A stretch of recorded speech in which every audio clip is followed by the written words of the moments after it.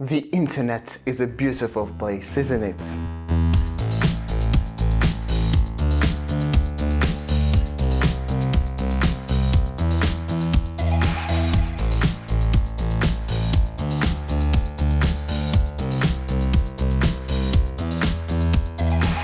No, I mean, seriously, there is not a single day that goes by without me learning new stuff online. It's a place where brilliant folks like Michael, Derek, Tom, Marquez can share their content with the world. Think about it, there's not a single imaginable topic out there that doesn't have a dedicated subreddit. You can get online and watch a tutorial about quite literally anything, from photography to music to writing to crypto mining to quantum mechanics. But most importantly, the internet has turned media on its head.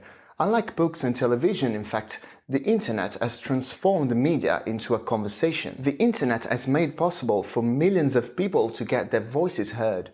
Any person can join the conversation, share their thoughts and opinions, and yes, also post random pictures of cute cats. This is very democratic indeed and has made the internet a place for everyone, but unfortunately it has also made it a place where people go to vent their frustration, depression and hatred.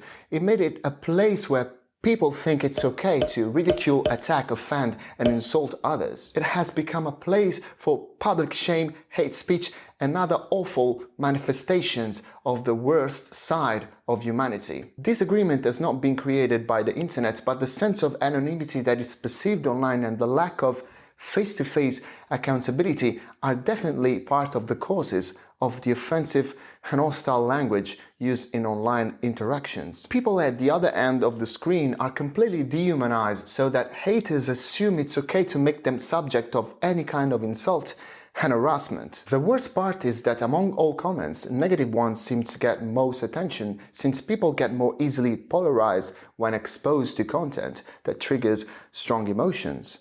And this in turn causes a negative feedback loop that makes them surface even more. Unfortunately, most people only reply or comment when they disagree. That's because you have less to say when you agree with an argument. This situation is particularly problematic for creators that put out there on the internet a lot of their work and personal interests. The more you make and share stuff, the more subject you are to people reactions and feedback. Sometimes good, but some other times bad or very bad. Negative feedback and criticism can be a dangerous thing, can bring you down, can negatively impact your mood, lower your self-esteem. In some extreme cases, can even lead you to depression. This is a serious problem, and social media should definitely do a lot more to prevent hate speech and online harassment. Okay, but I didn't do this video for social media corporations. I made this video because I want to share with you the way I deal with negative sentiment. Actually, the way I use it to my advantage. This video is about learning to love your haters. So let's get to it. Just one quick word of warning. What I'll share with you here is what I do when faced with negative feedback. Take everything I say with a grain of salt. Don't take what I say as advice from a psychologist. I am no doctor. This is serious stuff, and if you feel seriously impacted from an emotional standpoint, or you feel strong sense of stress and anxiety, please look for help from a specialist. Because again, what works for me might not work for you. Please be aware of that. Having said that, let's go. If there's anything certain in life, is that whatever you do, regardless of how good you are at doing what you do, you'll have haters. That's guaranteed. So, to what use would it be to hate them back, or worse, let them bring you down? It would be just a waste of time and energy. Then why don't you learn to love them instead? No, seriously, if you look carefully enough, haters can become a treasure trove of actionable feedback. In fact, not all hate mails are created equal. In his blog post on How to Disagree, Paul Graham suggests a 7-level hierarchy he calls the Hierarchy of Disagreement. You start from the bottom, where you find sheer insults, stuff like "you're an idiot."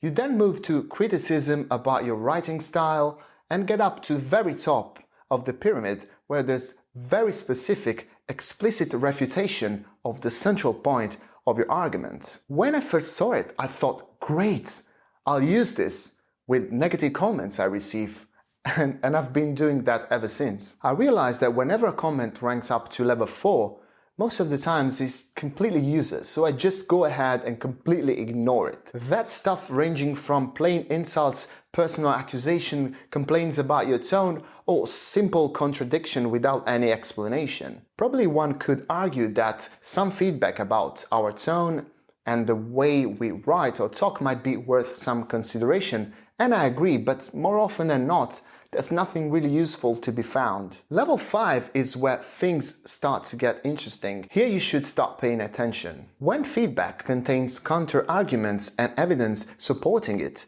that's where you get actionable material. Level 6 and 7 are even better because not only they provide counter-arguments but also precise indication of where you are doing wrong and why. Feedback like that is priceless. They provide the fastest way to sharpen our thoughts and validate our ideas. These comments are literally worth paying for. I think we should be reaching out to these folks and say thank you. We should absolutely love these people. It is true that most people don't take the time to climb the disagreement hierarchy and opt for plain insults, but the few that do provide so much value that it would be crazy if we ignored it. This is kinda counterintuitive because for our own personal comfort, we naturally tend to shy away from it.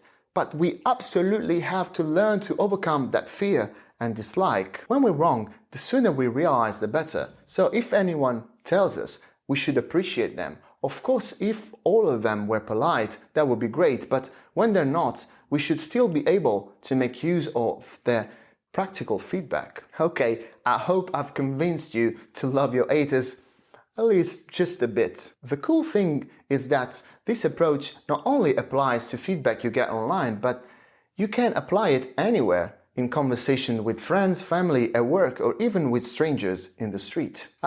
Remember, this also applies to your feedback to others, so think about it next time you post a flaming comment on that silly Twitter thread. Now, what I wanted to say is don't focus too much on the hierarchy itself, rather think about the main takeaways that are: Number 1, don't let negative comments get in the way of your goals. Number 2, just ignore insults.